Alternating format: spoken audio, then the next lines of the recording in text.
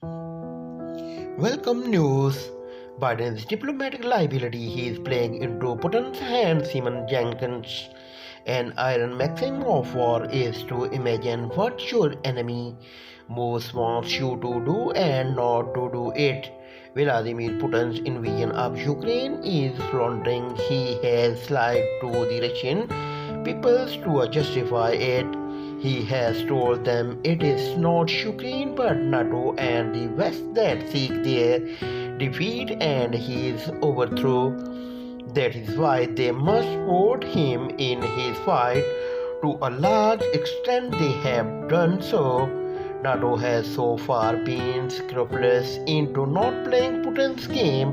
It has stood aloof from active military support to Ukraine's President Zelenskiy, as have its individual members countries.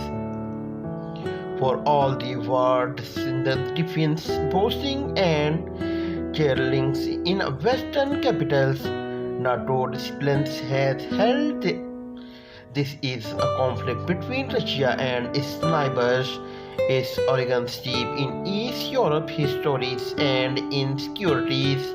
Nothing could therefore be more dangerous than to agree with Putin's narrative, to accept the revival of good war and transition between Russia and the West.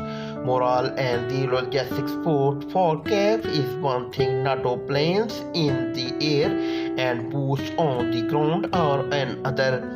The latter would lead to a reckless and possible uncontrollable escalations of conflict.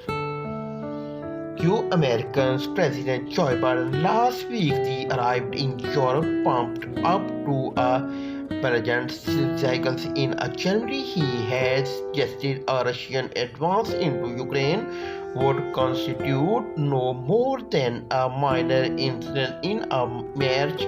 He is telling American troops in Poland that they would soon be brave Ukrainians defending Russia when they are.